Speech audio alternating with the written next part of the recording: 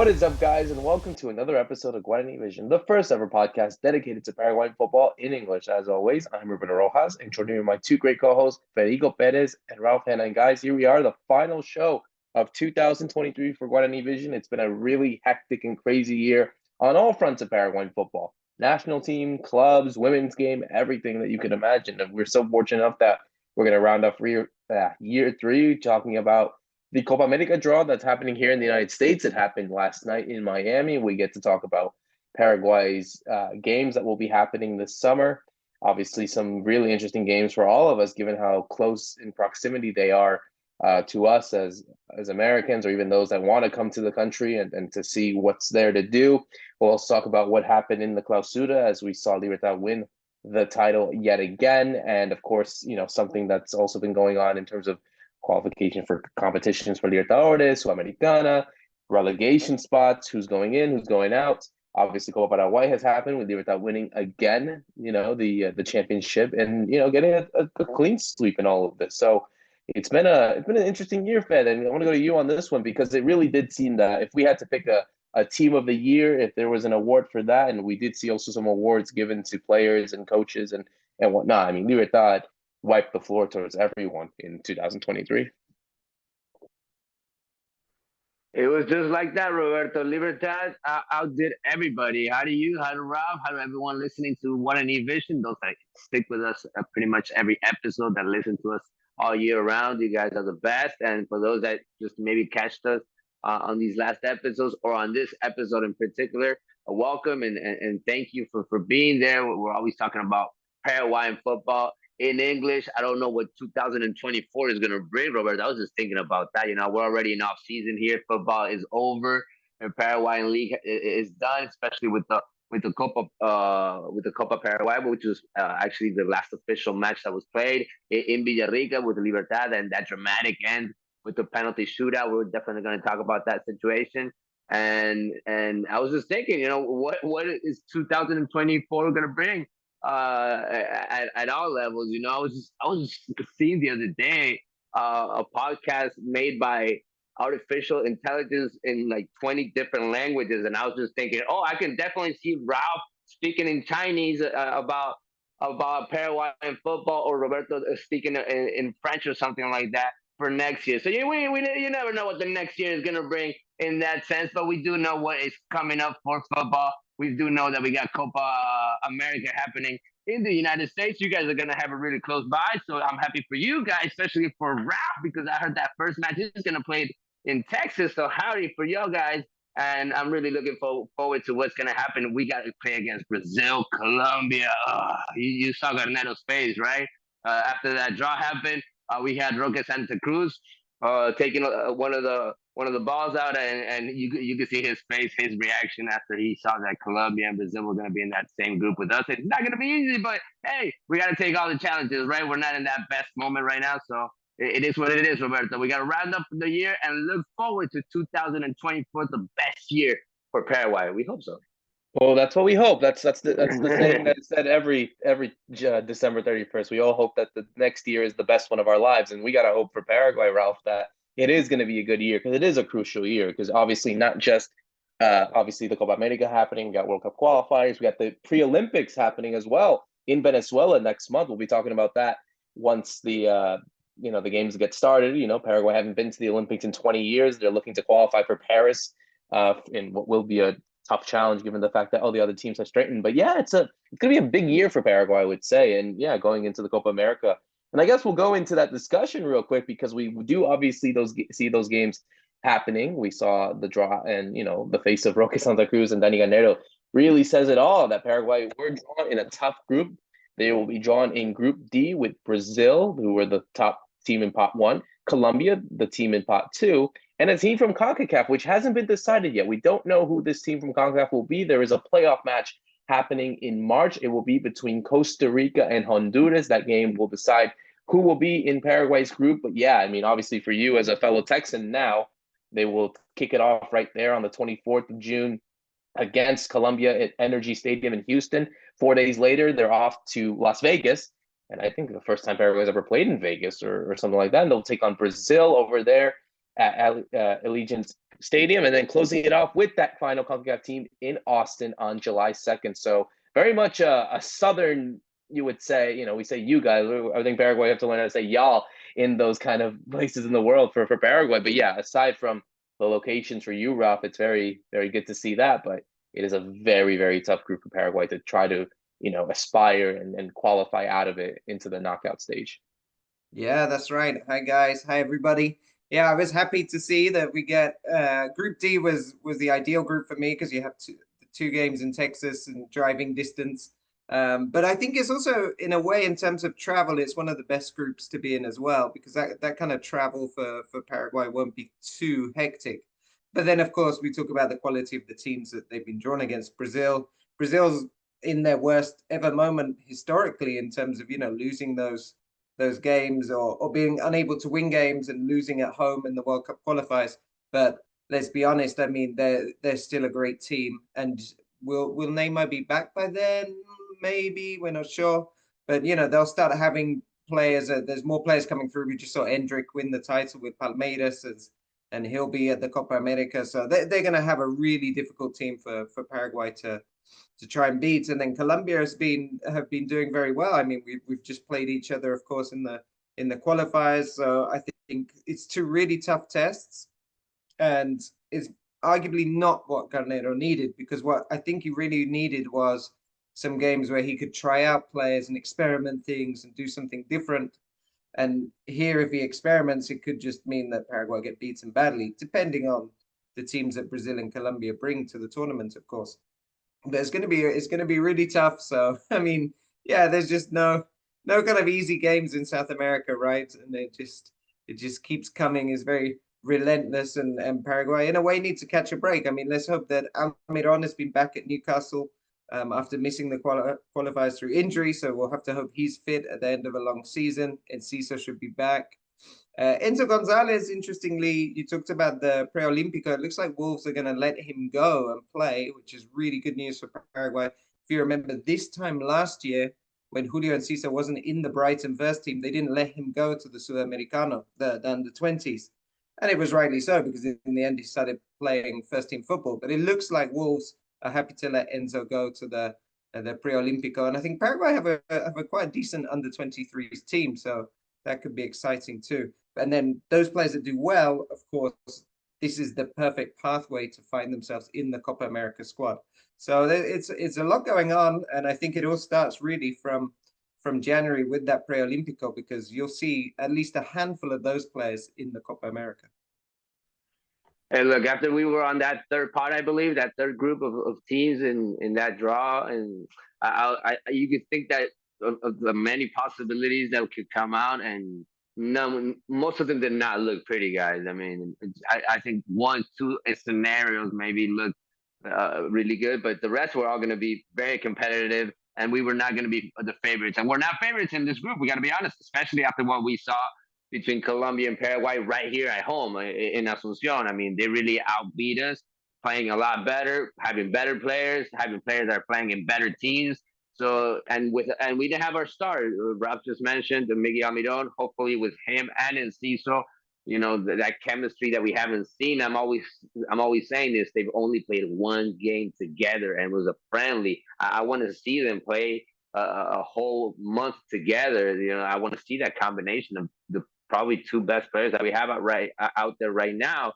Plus players that are coming about. I forgot to mention in my introduction. I saw Matias Villasanti winning an award in the Brasileirão, being a top player. I mean, it was Luis Suarez, and I believe it was just right him in that award. I mean, being the best midfielder all around, and I'm really happy for the season that he had. There's a lot of rumors going around that he might go to Europe, that he could change teams. But even if he doesn't change teams, I mean, he's one of the best players out there right now as for the Paraguayans. Also, so I'm looking forward to him still evolving, still moving forward, and other players also. Just like Ralph was saying, I do think that Garnero is going to bring in new players to the scene. Also, he kind of did it for this last two games, but there's a whole bunch of new players that could come around, especially in this under-23 tournament that will be played at the beginning of the year. Hopefully, a couple of them make that breakthrough. He even called Damian Bobadilla, which is a very good example. He had him in the national team. He didn't use him at all, but he's already around there. And Matias Segovia is another name that people want to see in the national team. He had a good season also in Brazil. So there's a whole bunch of names, Roberto, that you're seeing that could evolve into a possible national team player. And we need to get into the winning streak, right? We need to win a big game like we couldn't do in the qualifiers so far. We couldn't win. We couldn't beat Colombia, so now we got to do it in the Copa America, or we got to beat Brazil, which is one of our next opponents also in the qualifiers. So it's going to be a really good test in that sense, also just to see where we're at right now with Garnero, who is just starting out, but is going to have a whole month with the players. Yeah, I mean, obviously looking at it real quick, and again, this is a Copa America where it's on neutral ground, so we're not going to Brazil, we're not going to Colombia, we're also not hosting. So it's a different circumstance, you don't feel that much pressure, so we can really go either way. But yes, I think looking at it strictly from a critical point of view, it is a tough group, and Paraguay are not the favorites. And just assessing the order, they play Colombia first, and I think that's the right that's the right game to have, because obviously you get in theory, the game that will decide who will go through first. That allows you to paint your picture, because then you play Brazil next. Okay, maybe you expect a loss there. And then you go to the final game against two sides, if it's Costa Rica or Honduras, where Paraguay, they've played a lot of CONCACAF teams in the past, and they've usually done pretty well, even in the worst Paraguay squad. So that allows them to open an opportunity for them to be in a situation where they could qualify, because the last game will obviously be Brazil-Colombia, so that could go either way. But I think the crucial thing is to get a result against Colombia, and then it will paint your picture for the group. But again, anything can change in 7 months. We still have a long way to go. We don't know what players will be there. We don't know what players could indeed be the revelations for Garnero. Obviously, Paraguay will have to play 2 more friendlies before that in the March, when the next international break happens. So it's an interesting group. I mean, obviously, it's going away from all this, and Ralph is a fellow Texan. I mean, you get 3 good cities in this one too. You got Houston, where for any fans that are Paraguayan or want to go and check out these cities, these are really great cities to go visit if you're a fan. Not just football aside, it's going to be fun, but going to these stadiums, I think for these Paraguayan players, and Fede, I'd like your thoughts. It's going to be intimidating. You got Houston, a huge stadium, the Energy Stadium where the Houston Texans play. I can't even pronounce it well. The Allegiant Stadium in Las Vegas. I think it's the second most expensive in the world. So it's a huge stadium. They call it the Death Star. And then you got Austin. Which is an interesting stadium, because you've had Paraguayans who play there, Rodney Redes, Ciro Dominguez. It's a really a stadium right in the middle of Austin where there's like a bunch of stuff. So Ralph, I mean, for a Paraguayan fan, if they have the money to go to all 3 games, they're gonna have a good experience. Yeah, it'll be lots of fun. I mean, so people are already writing to me, by the way, about, I can't get tickets. It's like, relax, they're not on sale yet. Same here. I mean, if we're honest, the Energy Stadium is there for Mexico. So the opening game, Mexico play the opening game there. That would be a huge sellout. I don't think Paraguay, Colombia would sell out 70,000 people. That's a big ask, but it's still a very impressive stadium. And I'm sure we'll have, plenty of people that want to go will be able to go. The Allegiant's going to be amazing, I'm sure, as well. Again, probably could sell out actually because of Brazil. I mean, the Brazilian influence more than Paraguay, if we're honest. And then Austin's really interesting because it's a very small stadium. It's like, I think it's like 20,000 people, because it's a football only stadium, MLS specific kind of thing. So I think that will be a really fun atmosphere, because you're going to be much closer to the players, and it could feel full. So I think that can be a fun one. And if it is Honduras, I think you'll get plenty of people there. I don't know if Costa Rica travels quite as much or has quite as big a presence in the US. But it will be a lot of fun. It's going to be really hot, though. I think we should talk about that. I mean, Houston this year, when I moved here in June, it was over 100 Fahrenheit every day. So it's like up to 35, 40 degrees. For Paraguayans, we can say in a way they're used to it, but in a way they're not, because we don't play football in the summer in Paraguay. So I mean, that's going to be a bit of a shock, I think, for players to have to be playing in those kind of temperatures. If we get there, we don't know, right? It might not be the heat wave we saw this year, but it's something to be prepared for. And maybe it plays into Paraguay's favor, but like I say, maybe not, because as we're talking, the season's come to a close. Everybody's going home now as it gets into those really extreme temperatures. I don't think the high temperatures are going to be a problem. I remember just a couple of weeks ago when Colombia played against Paraguay. It was really hot here, guys. It was a really hot night. Obviously, it's not going to be the same in Houston, but I do think a lot of these cities, a lot of these stadiums are going to go through their tests to see if they're going to be World Cup stadiums also, right? I mean, they're in that evaluation.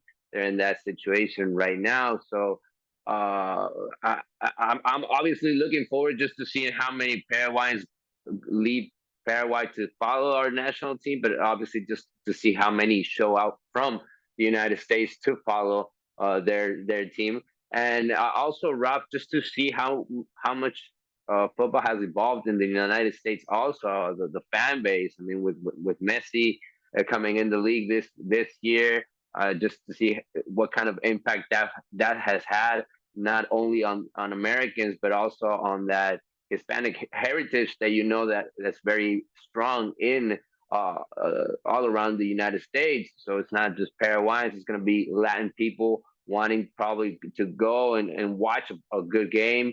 Colombia, Paraguay. I know Colombians are going to show up no matter where. So I do think against Colombia and against Brazil, we're going to feel like the away team, and we're going to have to go around that situation. We're going to have to know how to be a strong team in those scenarios.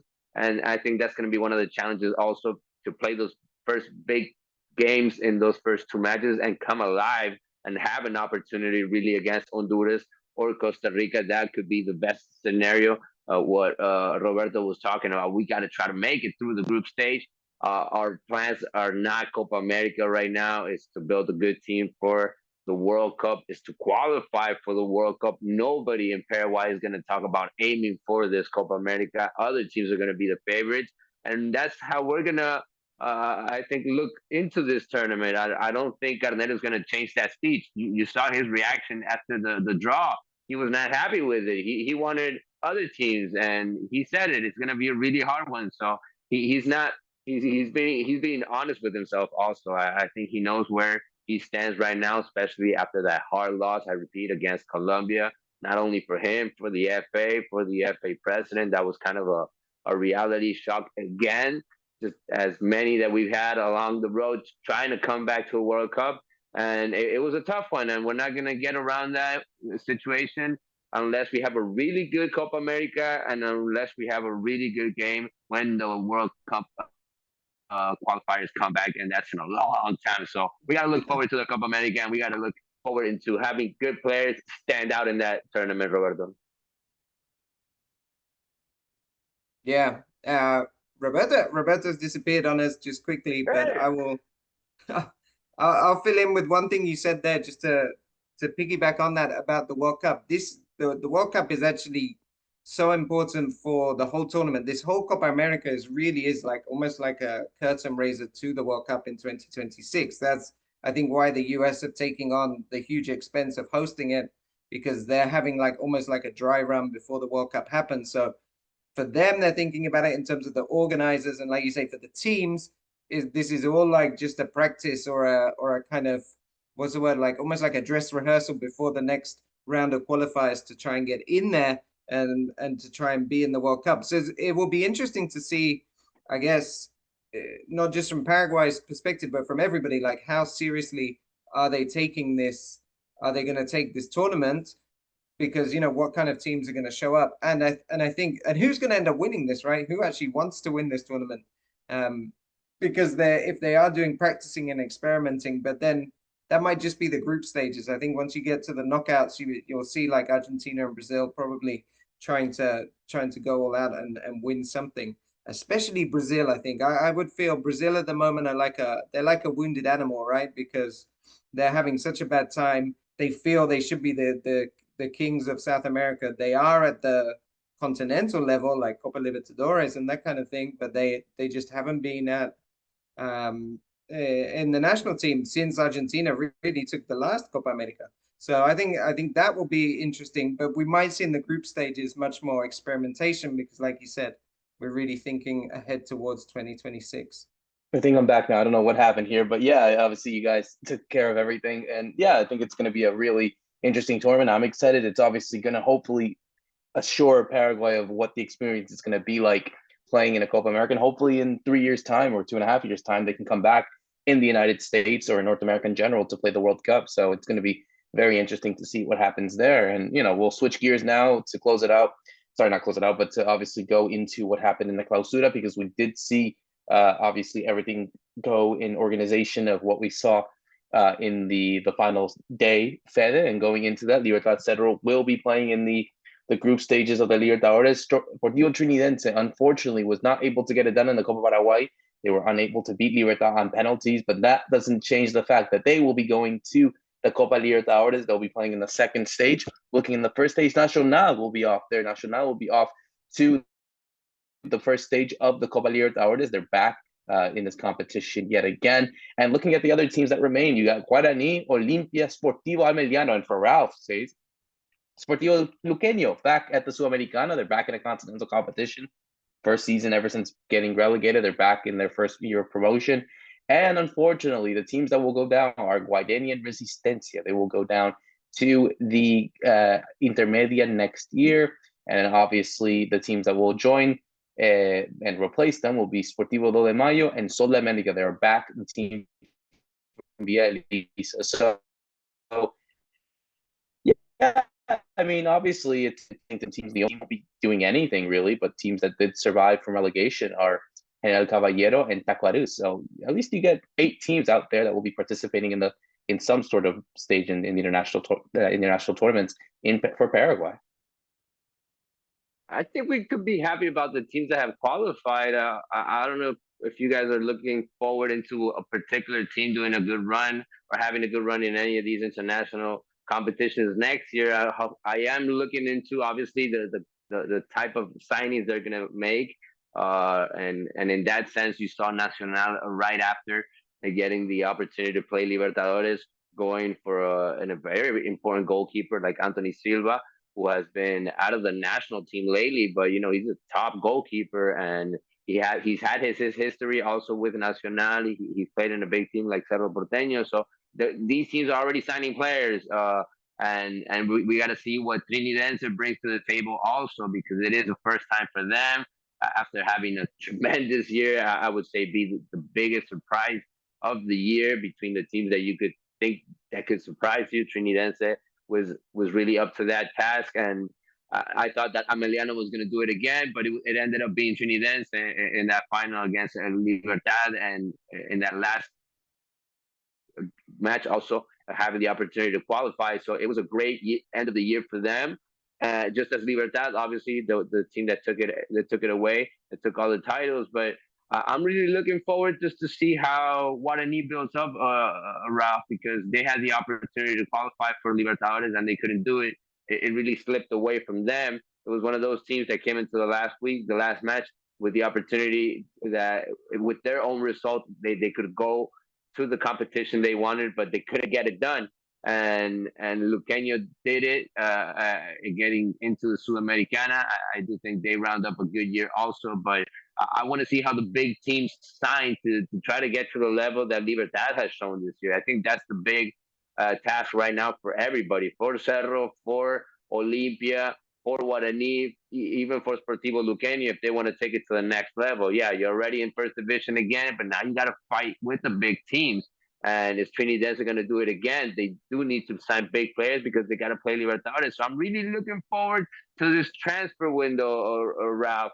Hopefully a lot of good international players coming in, even though next year we're going to go from 4 to apparently 3 that you're going to put out there in the pitch. Apparently there's going to be a modification there. So I don't know how many international players are really going to come into this league next year because of that situation. Yeah, and it's interesting. Well, you're thinking about catching up with Libertad, which I also think the key way to make the Paraguayan league more exciting is going to be people really giving Libertad a run for their money. But then you think of Libertad's success, and it hasn't really been through too many foreign players in a way. It's been bringing back Paraguayan players, so Tacuara Cardoso, Roque, Tito Villalba, Lorenzo Melgarejo, that kind of thing. And you do wonder with Libertad, how long can those guys keep going? I mean, Tacuara was top scorer, voted the best player, right, in the end of season awards. But how long can he keep going? He's now over 40. Roque, I think, is now really going to step aside. He didn't get many minutes this year, only towards the end of the year.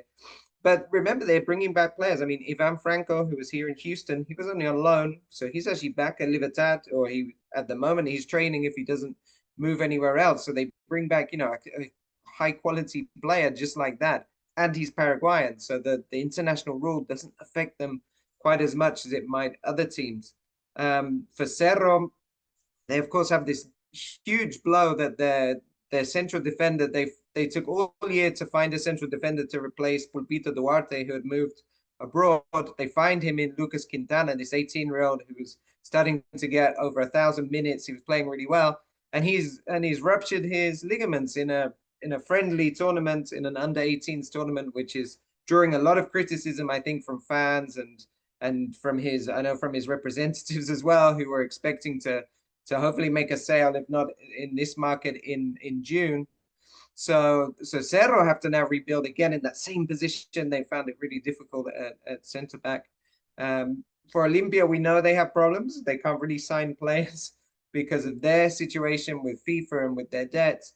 So maybe we are looking at someone like Guarani, like you were saying, Guarani, who missed their chance to go to the Copa Libertadores, but have had a really good youth set up recently. They're producing some good players. Can they be, let's say, intelligent enough in the market to pick up those maybe one or two extra players they need to give it a fight? So we'll have to see what goes on. And just about Luqueño, yeah, I'm really happy to see them back in the Sudamericana. I think some of my favorite memories of watching Luque in Paraguayan football was the Copa Sudamerica run they did in 2015 when they got to the semifinals. And just his name has just escaped me, but the left back misses such an easy chance on the line. I think it's Baez, Marcelo Baez misses an easy chance on the line that could have put them in the final in 2015. They just missed out. But it was those evenings going to the stadium. It was full, like the whole town gets behind them. It was great fun. That was a really good time. So let's hope Luque can bring that back next year. Yeah, you got to give it to Luqueño. You got to give it to those teams that are still moving a lot of people to stadiums. That's not the case of most of the teams in the first division. We got to be honest in that sense. It has not been a great year for football as people in stands. If we look at it from that sense, because Olympia did not have a great year. They only brought people to the stands in that Libertadores run, especially in those big games, right, where they needed them. Against Flamengo, especially, those were probably the biggest nights that I lived this year. And with Cerro, most of these last games and in both tournaments, when the situation was over, you had very few people in the stadiums, in the stands, and that's not the scene you want in the biggest stadium that Paraguay has. So you have the big giants, you have the biggest teams in Paraguay right now not doing so well, and that obviously affects how much attention is on football, how many people are watching football, and how many people are going to the big games. Also, I even remember we had a Super Clásico where it wasn't full, and that's kind of weird to see. And it wasn't in Defensores del Chaco; it was in Olympia's grounds. So that's not the kind of scene you want. Obviously, when you have a league that, I don't know, I was seeing a ranking the other day, Ralph. I don't know if you see this ranking at the end of every year where we're at that 10th spot, where you see all the European leagues and you see Paraguay first division league right there, usually in between the 9th and 10th spot. And you say, how is this situation possible? But we're always competing, right? We're always having big games in the international stage. Olimpia did it again this year in the Libertadores, and we're hoping for the teams to show up next year in that stage also, because the local league is attractive, but if the big teams are not awake, if the big teams are not having a big run, it is kind of hard to have that atmosphere. And with Libertad taking absolutely everything, it is a different atmosphere. Libertad is a smaller club. It's more family, it's more traditional kind of football, and you know what I'm talking about. It so even the celebration was different when they won the Apertura, when they won the Clausura. The celebration is smaller. It's right there in front of their stadium. And when they won against Cindy Denzel also in Villarrica was kind of that same small little party, but it's a very tight club, I would even say. They work very well in that sense with the youth teams, with the first division, with the experienced players. And I think right now they got it all. That's why they took everything away from everybody. Yeah, it really is like that. Now, go ahead, Ralph. It really is going to be interesting to see how they really go into 2024 with all this. Yeah, I was just gonna pick up on Fede's point that I think sometimes what we see in the Paraguayan local league is the quality on the pitch is much better than the quality on the stands, in the sense that you don't have, apart from maybe Cerro Stadium now, you don't really have, these very modern stadiums. You don't always have full full sections of supporters. You very rarely get home and away supporters like you would in Premier League, that kind of thing. So but that doesn't mean the quality on the pitch isn't very good. It actually is. Paraguay continues to produce players. We've seen now, two players have gone straight to the Premier League from the Paraguayan top division. We're possibly going to see another one, I think, not too far away. There's going to a step via MLS to go there, just like Almiron did. So I mean, we have this great quality, and it's good to watch, but it doesn't get too attractive for fans if you have, well, if we're honest, if Olimpia Cerro aren't in it, that also takes away a huge sector of fans. But also, if you do have one team, and they pretty much had sewn this up from 6-7 games to go, and it's only a 22 game short season, then there wasn't much to kind of get excited about. And really, we were trying to get more excited, I think, about, in the end, the Copa Sudamericana places, which was good. It was a tight race to the end, but it's not the same, right, as being a title challenge. So, but that doesn't take away from the quality on the pitch is still very high in Paraguay.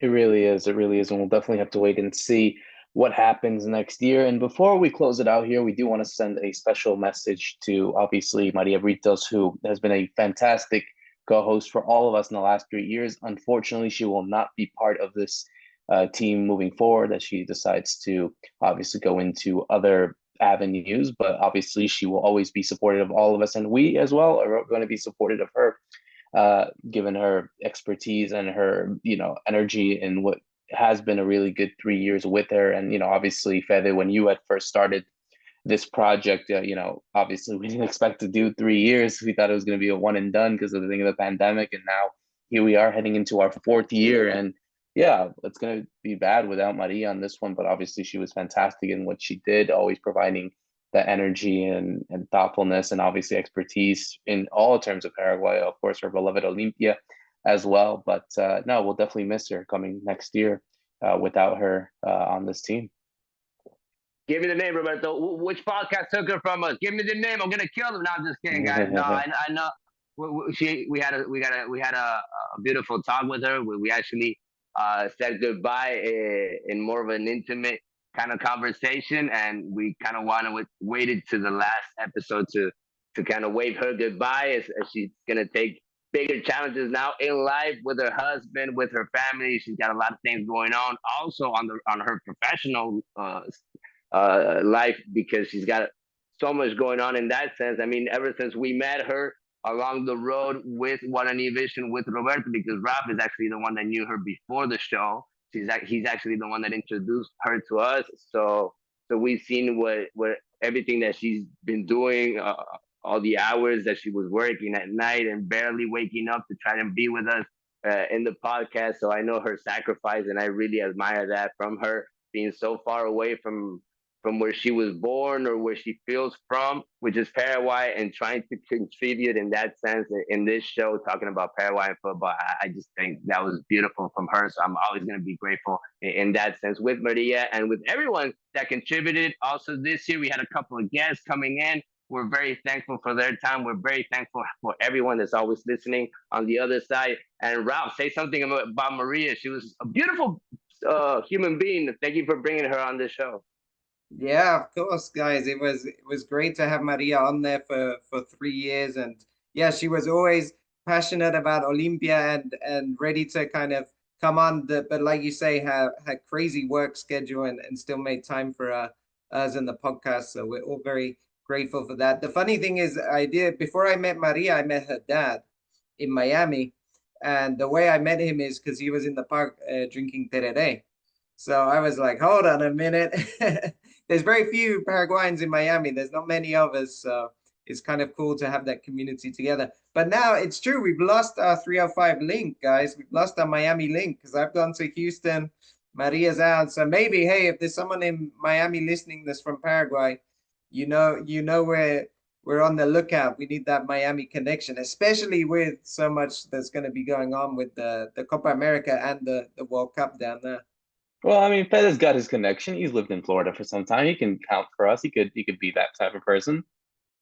I'm open. I'm open for that situation, and I'm open for anybody around the world, not just in Miami, Florida, maybe in Las Vegas, where our national team is going to play next year. If anybody listens to us from over there, maybe they can write to us. That would be great, and link it up in that way, or anywhere in the United States, around the world. We've had people on the comments all year around, giving us great feedback, but also telling us that they listen to the show from the weirdest places in the world. And that's the great thing about internet and the podcast itself, right? That we can get to so many people in so many ways, and through English, which is the different way that we do it here in Paraguay and Guarani Vision. So great year, guys. I got nothing more to say. I want vacations. I want out of this. I want holidays. I want Christmas gifts. I want my end of the year cheer. I want everything, Roberto. We're done for the year.